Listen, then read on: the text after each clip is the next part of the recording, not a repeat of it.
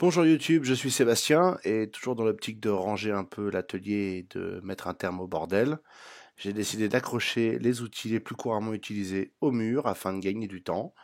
Donc ça se passe assez simplement, deux tasseaux, quatre chevilles béton et les quatre vis qui vont avec, quatre trous dans le mur également, et une petite panne de batterie au passage pour faire bonne mesure sur la caméra, donc vous allez rater l'installation des tasseaux, enfin c'est rien de très palpitant. Et nous voilà avec une planche d'OSB fixée au mur.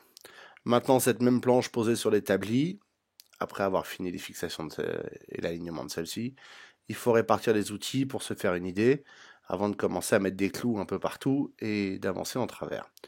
Donc j'ai mis les outils qui me semblaient le plus évident et le plus utile en premier. Un assortiment de pinces, évidemment j'ai tout en triple ou en quadruple à force avec le temps, mais c'est pas grave. L'idée c'était d'avoir un rangement pratique. J'ai pas accroché de clé plate au final, puisque j'ai décidé que j'allais me trouver un set complet assorti idéalement à cliquet que j'accrocherai à ce moment-là. Là, c'est un bric-à-brac de marque et de modèle et de taille et de forme et de type. Donc, on verra ça plus tard. J'ai aussi choisi des outils qui n'iraient pas sur le mur, dans la mesure où j'ai encore des caisses à outils que je peux remplir et utiliser quand je me déplace.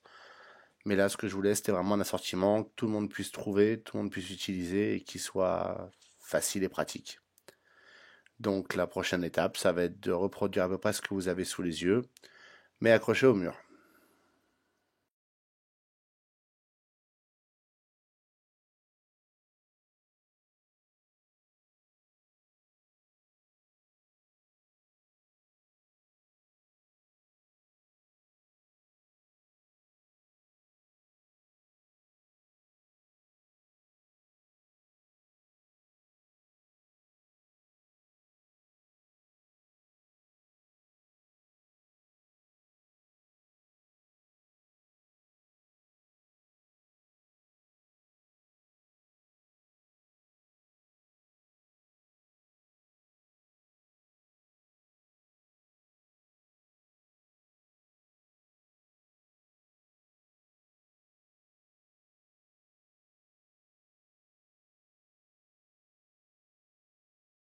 Pour accrocher les outils, j'ai préféré utiliser des clous que j'ai récupérés dans mes jolies caisses bien rangées au fond, que vous pouvez voir en arrière-plan. Et outil après outil, maintenant, il va falloir choisir des clous de la bonne taille et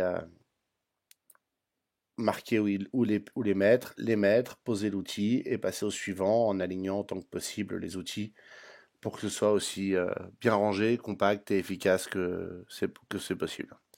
Alors évidemment, j'ai commencé par mettre le marteau, mais le marteau, j'utilise, donc ça va faire un trou dans la planche pendant tout le travail. Mais c'est pas grave, c'est décoratif.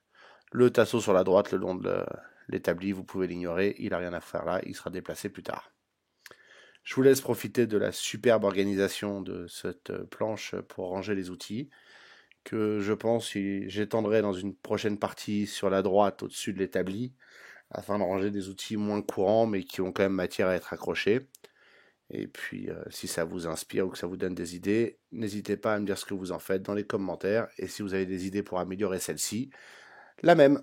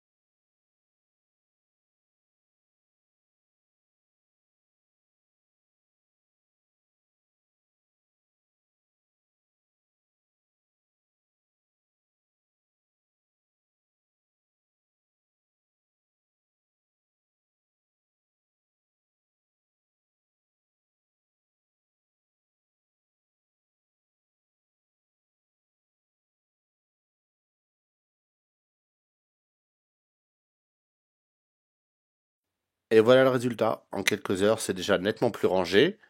Et comme vous voyez, il reste l'espace pour les futures clés plates que j'ai pas encore mises, qui feront l'objet d'une amélioration future quand j'aurai trouvé un set de clés plates qui me convient et que je suis prêt à accrocher, dont j'ai pas besoin dans une voiture.